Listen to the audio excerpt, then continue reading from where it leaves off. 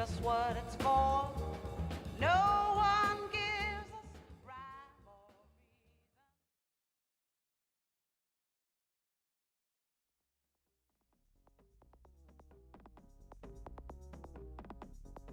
reason. On tonight's episode of EurekaCast NOW, Droplet Theory, how this new paradigm might finally solve the standard model. A new and sustainable pair of jeans takes on a big trouser, and our special feature tonight, a world without daylight savings.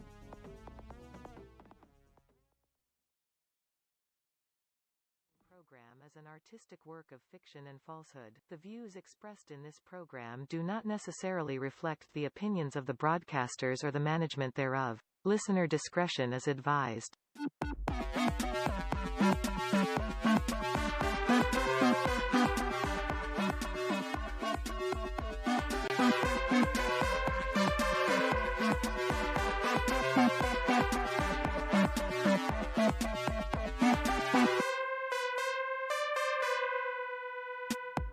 Hello, I'm glad you're here. I'm lead media disruption developer Kai Hubris, and this is EurekaCast NOW, where we discuss the latest news in science, but also, technology. This week, with me as always is Professor Rowan Meadowlark from the Simon Amy Institute of Spirit Science. So let me welcome Rowan here. Hey, Rowan.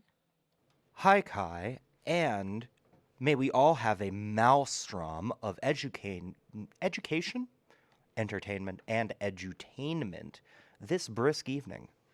Let's make sure to do that. But before we do that, Rowan, I'd like to welcome you, and I'd like to welcome our listener, the citizen scientist out there tuning into this program, to the metaverse. And what is the metaverse, Kai? I can see that you are positively licking your chops. You're drooling everywhere. Yes. Nails into the table. Excited to talk about this. What is this, Kai? I need to refrain from looking at my smartwatch as it's showing me that my heart rate is 3 times its average pace. The perspiration is noticeable. As I describe the metaverse. So as many as the citizen scientist out there, citizen technologist perhaps out there, will likely have heard, of course, the good friends of ours here at Tech Brothers, ours here on the show, EurekaCast NOW, Mark Zuckerberg. The Mark Zuckerberg. CEO and not some creator. sort of other Mark Zuckerberg who perhaps is a plumber or works at a stall in the shopping mall. Yeah, I call him Mark. Okay. I call him Marky sometimes. Wow, all right. Fair enough. So Mark's sometimes call him Zuckerberg too, just to really get on his nerves. He's showcased the metaverse, which is the next step in fusing the areas of virtual reality, augmented reality, and of course, the meat space together to take connection to the next level. What are you talking about, Kai? I don't follow this stuff, and everything you've said thus far it means nothing. So what are you talking about? We're talking about the next evolution of social networking, in whether it be socially, whether it be for play, whether it be for work, whether it be for exercise, whether it be for school, for doctors, for subways. Right. What is it, Kai? Please. So it's where anybody around the world can meet and collaborate virtually, and it really fuses the ideas of what exists around us and what exists in the digital world together. So it's most likely not a surprise to the listener that the organization that you know and love, Tech Brothers, New Media Labs, the organization that I and Rowan by proxy work for, have actually consulted on this ambitious project. Yes, Rowan? I'm waiting. I'm just waiting at this point. Well, considering that we have already made several advancements in this new social collaboration, we talked about it in the show in the past. We have made sort of strides in our technology that we're calling the collaborative virtual think space. Yes, which is the apparatus that how we do the program and sort of this VR apparatus that you have kludged together at some point. Yeah, a virtual collaborative world where you can live, work, and play, which you can access through one of Tech Brothers' TextBox Chapter Gamma multi-generation game consoles, which we are currently using right now, even as we do this show, Rowan. That's a very good point. So obviously, everybody that's seen the press release, I think, is really excited about this, is really looking forward to all of this great stuff. We're all looking forward to being our avatars in new worlds and in our current worlds, and seeing art become three-dimensional before our very eyes. But in fact, it is a funny story, Rowan. It's a funny story because, as you know, we've consulted on it. But it's a funny story just how we came about consulting on it. It happened just about a month ago. I received a call on my personal guy phone. And now this is like interesting because not a lot of people have my personal number besides the people that I work with and everybody that I collaborate with. I don't even have your phone number. Yeah, everybody I meet at conferences. Which is very difficult sometimes to get in contact with you. For example, nobody outside of those areas. So, none of my friends or family have that number. It's only people that need to have that number to reach me at a moment's notice. Who you perceive need to be able to reach you. Which I am sure need to reach me, yes. So I received a call, I looked down, and it said Bubble Sack. So I immediately answered, and I said, Mark, how the hell are you? I have not heard from this guy in years, maybe. Bubble Sack? Yeah, it's an old joke. You wouldn't. It's an inside sort of joke. He said this. I'm sort of paraphrasing here, but he said, man, you got to help me. I'm a few weeks out from this big conference.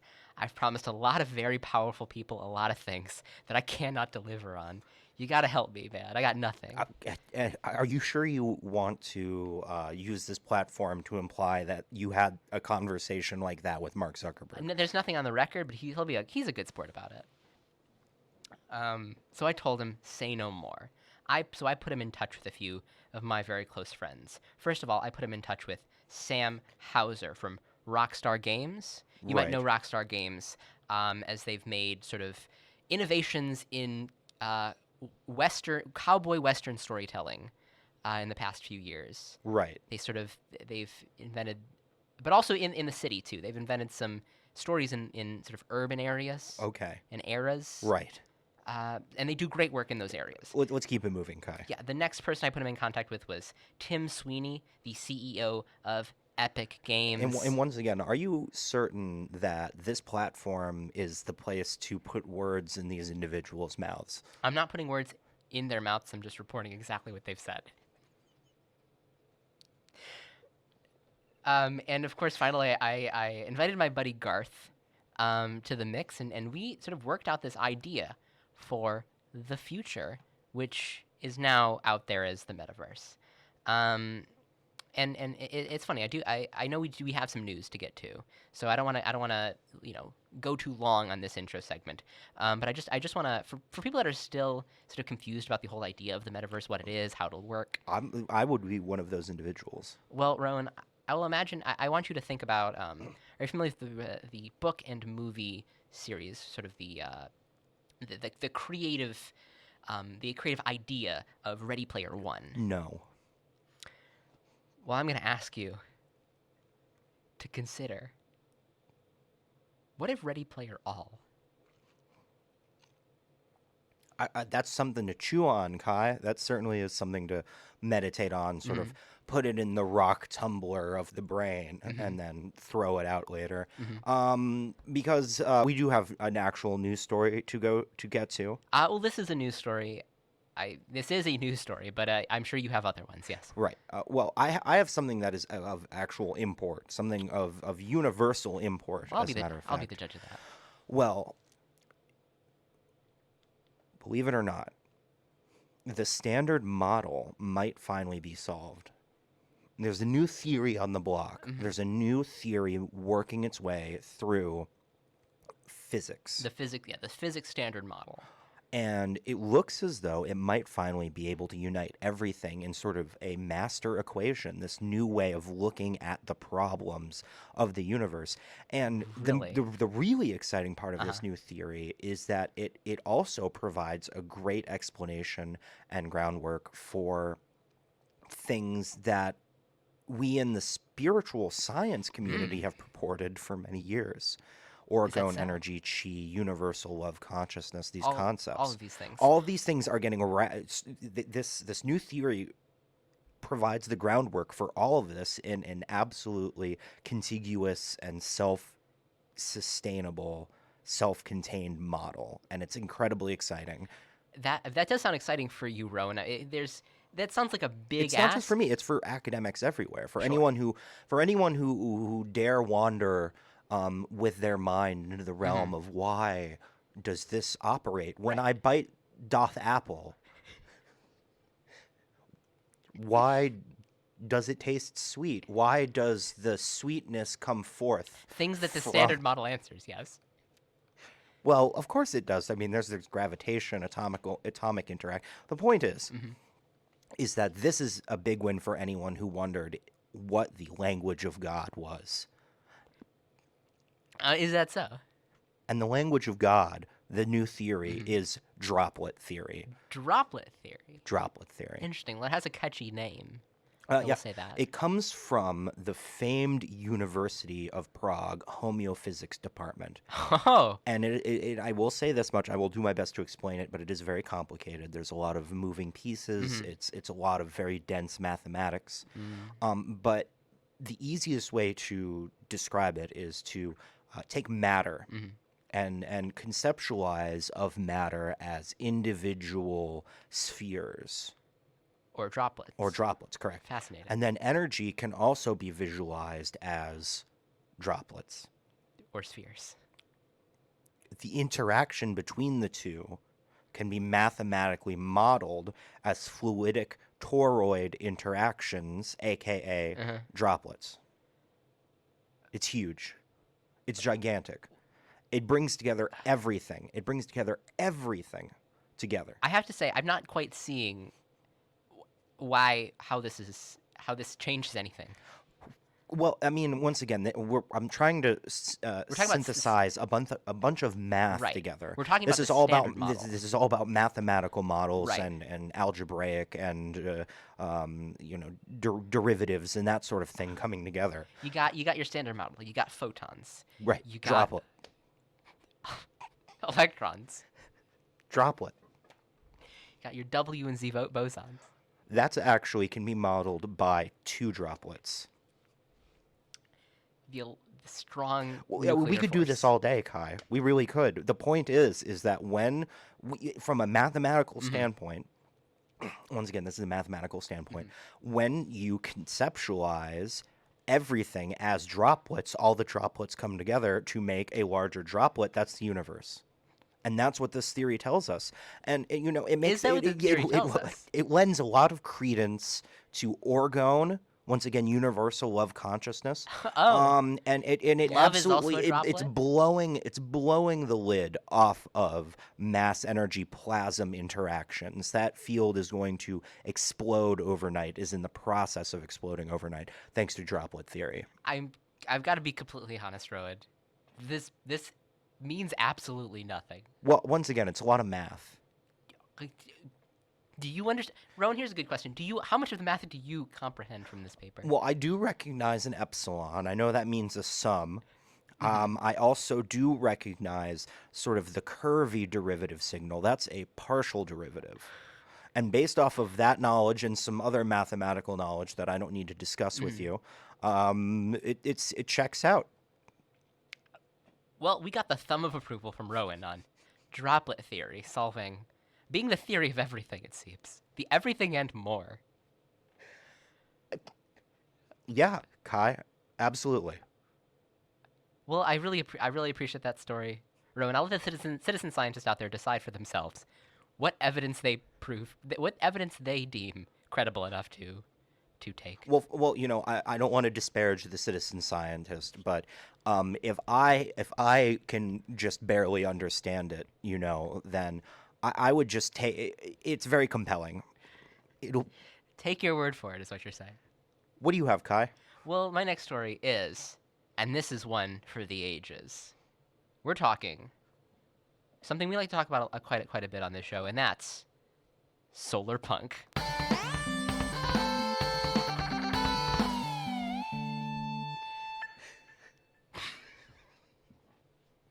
Solar punk in style for this story. A new, hot, eco-friendly jeans has just been developed our researchers. Well, this is already very exciting. I love jeans. Jeans are Skinny jeans in particular. skinny jeans, fat jeans, chunky jeans, cargo jeans, Mom jeans. bell-bottom jeans, Boot fit jeans. sandal Jorts. fit jeans. All of jeans have been a mainstay in fashion since the gold miners of the 1800s. But the thing is, the manufacturing and specifically sort of the manufacturing processes of jeans and trousers of this like. Well, the fact is, big trouser. A lot of people don't know this. Big trouser contributes to 30% of pollution in fresh water. That is an excellent point. I think that is overlooked. Specifically, when you look at things like the acid washed jeans, all of that acid eventually makes its way into the water supply. It's a terribly inefficient process. I'm driving down pHs just by driving up the price of these jeans. It's truly horrendous. And I would say specifically, the big problem with jeans, let's just say it is the dyeing. Is dyeing denim blue. This is an involved process that uses the pigment indigo, a common blue pigment found in a lot of different areas, which must be treated. The pigment itself needs to be treated with harsh and toxic chemicals just to make it soluble enough to actually dye the jeans. Well, it's worth a correction. Only on that level, really, on that industrial level. There's many artisanal jeans out there that are very, very, eco-friendly Right. and Crushing sustainable, blueberries. woman-forward. All of these sort of good things put together. They've already solved this problem, is what you're saying. Yeah, I'm saying that. Yes, exactly. Yes, maybe on the industrial level, that's a lot more difficult. Many of these chemicals that we use to make indigo more soluble, they're not actually taken out, or there's a possibility of them not being taken out by water treatment plants, and they can, in fact, seep, and very often do seep into waterways. Well, and that has disastrous downstream effects for Right. the wildlife there. The dams. Beavers. Rowan, I imagine you hang out by water supplies. I do. Imagine if there's chemicals in there. It's unthinkable. Thanks to, despite all this, thanks to some eco-conscious and, let me just say, some pretty solar punk researchers, we've developed a process, not we, I would say the royal we, us as scientists around the world, have developed a process that is close to almost just as good at dyeing jeans blue. Tell me more, Kai. Well, instead of using those harsh chemicals, that indigo pigment, or in some cases it is a synthetic indigo pigment, can be treated with sort of fibrous and already soluble polymers to make it stick and then could be mixed with the indigo, which could make it then stick more easily to the denim. So what does this look like on the ground? Right. So here's sort of how it works. Convoys of trucks transport tons of all natural ingredients, thousands of miles, from farms around the world, together to the 12-acre nanocellulose processing and dyeing plant in Athens, Georgia. Very interesting. Right. The process, and then the process of actually processing the nanocellulose and then mixing it with the dye and then dyeing the jeans takes a little over 3 months per pair of jeans. And is this something that can be done in batches or? In small batches, 12, maybe a dozen per batch. And the damage to the denim is minimal. Wow. Yeah. Of course, once again, it's important to note that it's not recommended, just like with really all jeans, it's not recommended that you wash these jeans at all, lest the color will sort of drain out. And in fact, it's not recommended for these particular jeans that you subject them to the elements, period. So this is an indoor jean. It's sort of like an indoor jean, which I believe... A workplace jean. Yeah, most of us are working... A white-collar workplace jean. Right, most of us are working from home anyway. Maybe we're working from the collaborative virtual think space, and this is the jean for you. Or the metaverse. The metaverse. This is the jean for the metaverse. Well, that's very exciting. Mm-hmm. Very, very exciting. And I think so. I'm excited to see if I can find a pair somewhere. Well, you have to look pretty hard. They're pretty high demand. Oh, I can see why. So I do have one last story very quickly. Wonderful. And it actually kind of pains me to bring this story up, to the listener's attention to just to comment on it, but I have to. It's science run amok. Oh. It's, if not Frankenstein, it is Frankenstein's monster. It's hideous, and I think this is something that needs to be brought up because of just how depressing, and it shows how wrong science can go. This is really saying something, Rowan. As far as I know, there's nobody that believes and trusts the science as much as you do. It's true.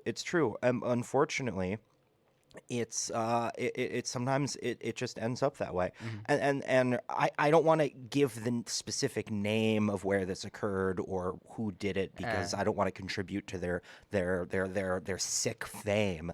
But the short version of it is that surgeons have finally successfully, I put that in quotes, successfully transplanted a pig kidney into a human patient. Wow, that sure sounds like something. It's horrible. It's heartbreaking. Okay, let's walk through that, Rowan. So yeah, what's going on here? Well, I mean, you know what's going on right now. I mean, this is a huge blow for animal welfare. This is a huge blow for vegans everywhere. So a pig's kidney was transferred into just an average everyday person. No, this person was brain dead, but that's not the point. That's not the point. People can do what they will with what they eat and what have you, but now there's this whole new axis of cruelty that's being opened up. It's despicable. Yeah, sounds. It's science run amok, Kai. Please, I don't understand. Do you not see what's going on here? I can see there's certainly some questions that need to be asked before this becomes a little too mainstream. Yes, like how quickly do we track down these individuals? And once again, I'm not naming names. How quickly do we track down these individuals and send a message that this is unacceptable? So the concern is just that these pig kidneys might be put into somebody that follows a vegan diet? Or kosher, or halal. Or kosher. I guess there's lots of different possibilities. No, there. I mean, the wider issue is, I think if we're going to get into the big picture, is that this is just, it's like that classic saying, that ancient wisdom that, they sell you their poison and then outlaw your cure, so you have to buy their medicine. Yes, the classic aphorism. And in this sense, this is a kidney we're talking about, correct? This is a kidney. This is your story, Rowan. Yeah. It's correct. It's a kidney. It's a pig kidney being put into a human to operate as if it were a human kidney. Now, ask yourself, what does the kidney do? It filters toxins. It does. That's the correct word right there. Toxins. I should It say filters toxins. Toxins is maybe a little bit of a loaded No. word. I think toxins is the correct, and it's loaded in that it is correct. And here's the issue. If you're not getting toxins in, do you need to have toxins filtered out? I challenge you to find me one individual who would hypothetically receive one of these pig kidneys that could not have simply changed their diet or incorporated some more nutrients, and then the kidney would be a non-issue. This is weird. Is that a claim that you are willing to make right now? This is slaughtering the innocent so that the guilty may live. That is what this is. In this case, is the pig is the innocent. Well, who else would the pig be?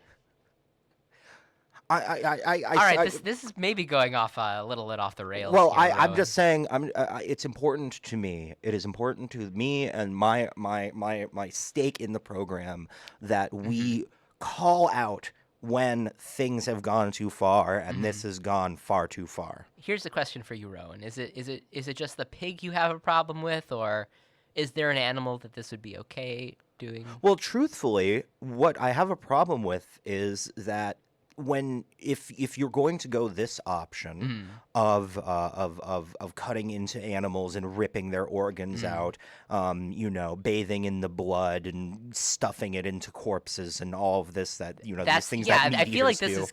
Let's keep it a little. Let's tone it down just a little bit, Rowan. It puts other technologies to the wayside. It's not how do we change habits? How do we find a natural way to replace a kidney? Perhaps with a root or the point is that when you go in the direction that they're going in, it leaves everything else by the wayside that would be a truly sustainable and dare I say solar punk option. I guess I will say there in the medical fields, I really don't see a lot of solutions that are vegan. And I think that is a failure of imagination on your part. Oh, I thought I was supporting your point, Rowan, but I see that I wasn't. Perhaps this is all wonderful, Rowan, but I think we've spent a little too much time in the first part of this show. Do we have a midterm for the listener today? We do, as a matter of fact. Mid-show, midterm, of course, is where we go ahead and give you a little question to chew over while we take our little short station break, usually no more than 10 minutes or so. And today we have one related to the aurora. If you did not manage to see the aurora, that occurred the day before Halloween. You missed out. It was unusually far south this year. And granted, in the city, it's so bright it's hard to see. But in sort of a tribute to that event, Tribute to the aurora. we are doing a question about aurora and specifically the historical context of auroras and other sort of visual magnetospheric displays. Yeah, this is not Aurora, Illinois, where Michael Myers, long-haired Michael Myers lives. No, although one wonders if the aurora could be seen in Aurora. Regardless, so the question for the mid-show midterm is as follows: which of the following events and/or phenomenon have not been attributed to what historians believe to be an aurora event? So all of these, except for one, were attributed at one point or another to an aurora. Historically, maybe not causally, but historically anyway. So people saw these and assumed it was an aurora, or they saw the aurora and believed it was this? They saw the aurora and believed that this event caused it. Okay. So, number one, telegraph lines operating without battery power. Interesting. So someone saw an aurora, and then they saw that the telegraph lines were still operating, and then they attributed the aurora to that event. Okay. Number two, spontaneous pregnancy. Same concept. They believed a spontaneous pregnancy caused the aurora. Or a spontaneous pregnancy was caused by the aurora. Oh, I see. A increase in morale for the Confederate Army in the United States Civil War, once again attributed to the aurora. And finally, Why not? the last one, the disappearance of a flock of geese, or more specifically, a flock of geese flying into a cliff face and dying. Was that attributed to an aurora? People believe that the geese saw the aurora and, as a result, were so awed by it? Well, perhaps. It's anybody's guess. It's anyone's guess. Correlation is not causation. So these are the questions. Which one of these events was not attributed to an aurora? 3 of these happened. One of them is a fallacious statement. Exactly. And with that, we're going to take a short station break. We'll be back in maybe about 10 minutes or so, maybe a little less. So please stay tuned.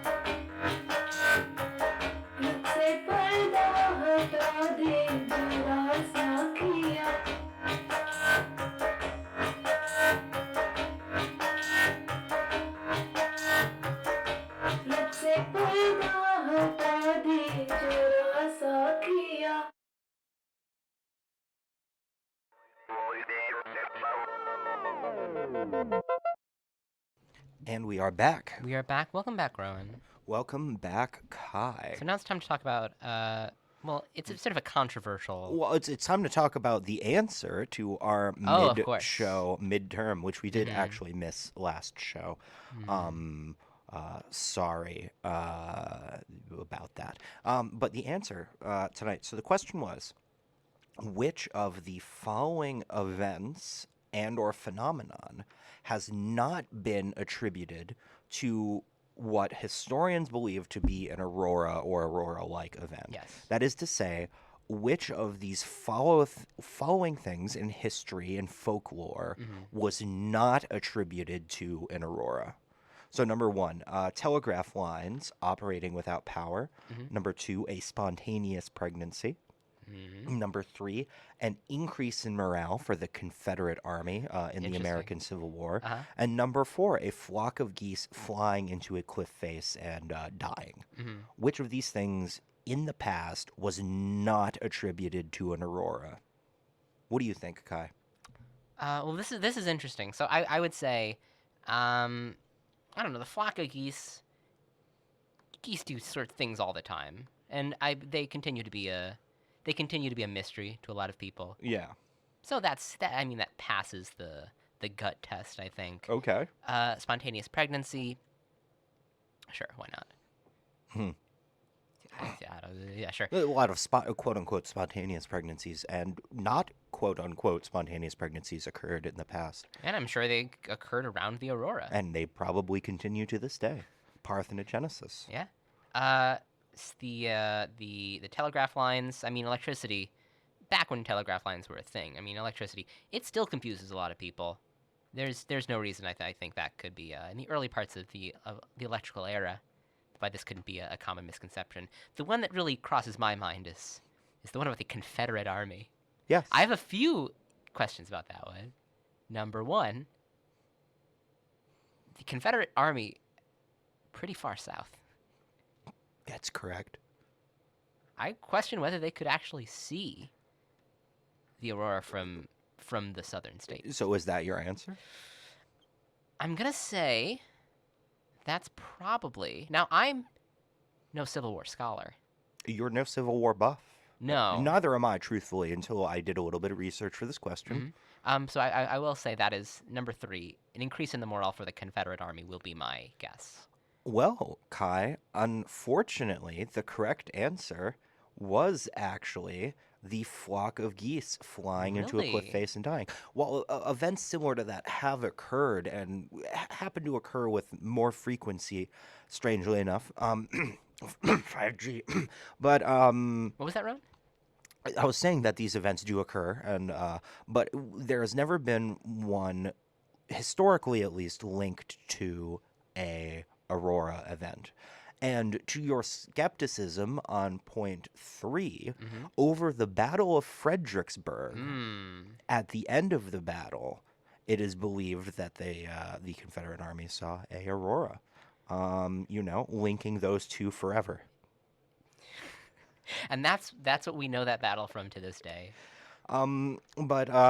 So with that out of the way, it's time for our special feature. Is that correct? That is correct. And the special feature this time is a topical one because it talks about something that is taking place, well, when this show is airing, tomorrow, Sunday, November 7th at 2 a.m. And that is, of course, everybody's favorite and some people's not so favorite. It is the end of daylight savings time. Fall back, as they say. So the special feature today is it posits a world without daylight savings. We ask the question, what lock the clock has wrought? And that is a very heavy question and a very complicated question to answer. So I suppose the first thing we ought to do, because we collaborated a little bit on this, it was a lot of sort of your computing power and sort of my brain power that went together to put this together. So let's start off everyone knows what daylight savings time is, but let's Right. just say what it is very quickly to set the ground level. Right. The daylight savings is a time that many of us in the United States we adhere to, where we in the spring we set our clocks forward 1 hour, and in the winter we set them back 1 hour. It's a new it was a revolutionary concept posited by the great Benjamin Franklin, one of our greatest presidents, and it was supposed to help farmers utilize as much of their daylight as possible, or something like that. Really does. Oh, fair enough. But the point is that it has continued to this day, and so much has developed around it, and it's coming up soon. It's coming up soon, just tomorrow Tomorrow at 2 a.m. So All right. this is also a public service announcement. So let's Yeah. So obviously this is something that is taking place. What the question on everybody's mind now, and something that has been asked more and more recently as we engage, as we enter into the modern age of the metaverse, is whether daylight is worth saving. So detractors of daylight savings argue that it is unnecessary in the modern times. It was maybe something that was invented for farmers, and in some cases it might even be harmful. There's some like questions about it disturbing people's sleep schedules, their natural circadian rhythms. There's some problems with maybe computers not or having things switch over that may disrupt timelines and affect people's health. Right, and it's worth, I think, clarifying that when we say it's harmful, or rather when experts say it's harmful, they're looking at it at sort of this huge statistical level where you see an increased incidence in heartburn by 0.5% of a population over, 60 million individuals or something. Right. So it's not insofar as daylight, this change in schedule was resulting in, people falling into manholes or what have you. It's more of a gradual risk. It's gradual risk, and also I think people are a little bit grumpy sometimes that they have to go through the trouble of changing their clocks, not necessarily seeing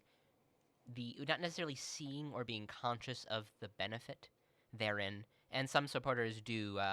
They call themselves the Lock the Clock movement. They believe that we should keep the clock in one place, stop changing the clock, and carry on carry on hours by hours as the clock intends. And the thing about it is that there hasn't really been any good, I feel like, simulations that were looking at what that would look like. Exactly. The downstream, sort of the butterfly effect, the ripple effect. Yeah, that is the thing, is that daylight savings is such a large answer to so many different small problems.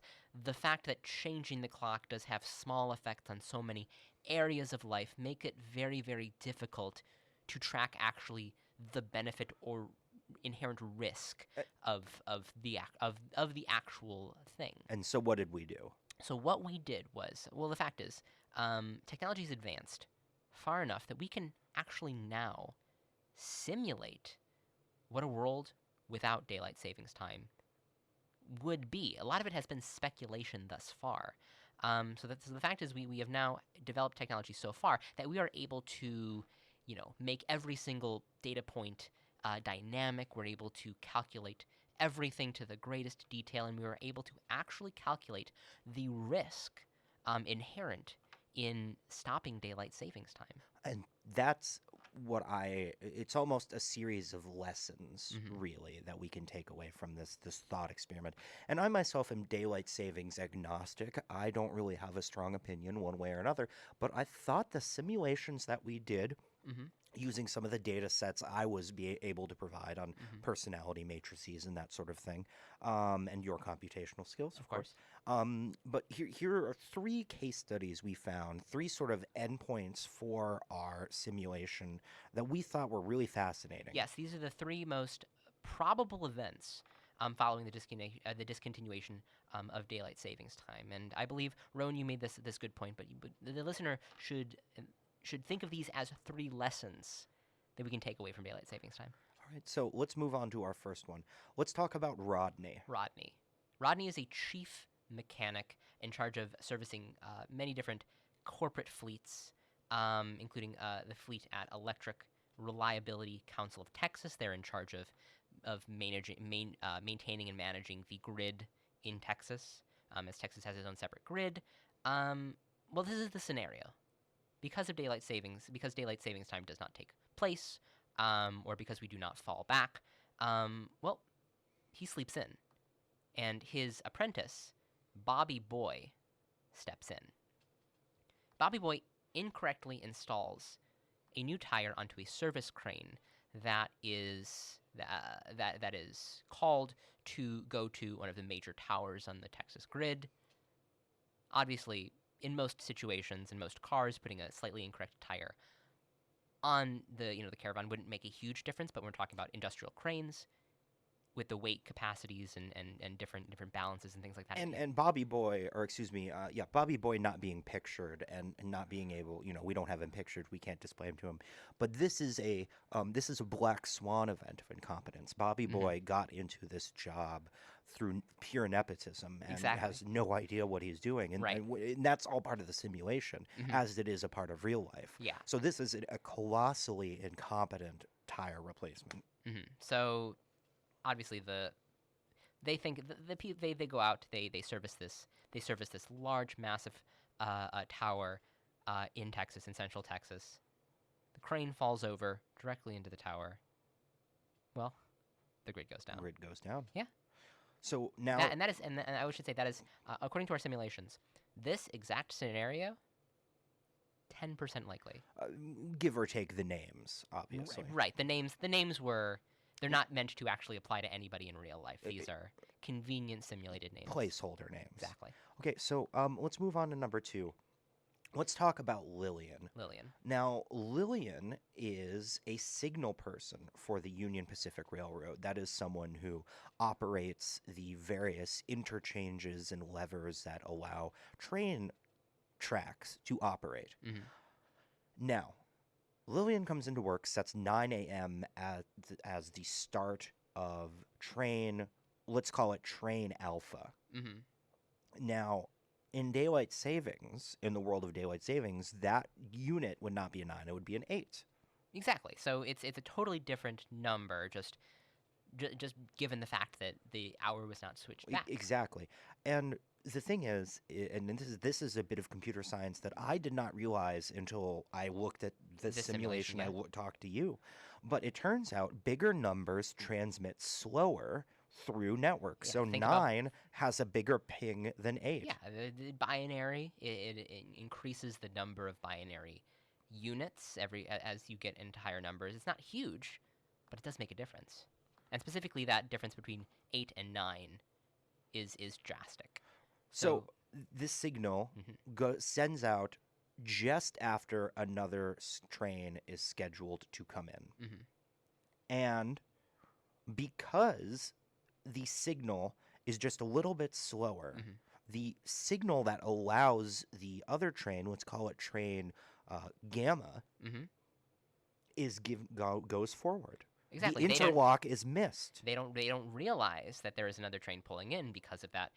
How slow the signal was. Now let's cut to Central California, Santa Monica. The plane or the trains Alpha and Gamma. Train A approaches the terminal at 50 kilometers per hour. They collide. Huge explosion. A wildfire ensues. It burns through the Santa Monica surrounding area. And what is in the Santa Monica surrounding area? A power station. Yeah. And the power station catch fire and the grid goes down. It goes down. Bye grid.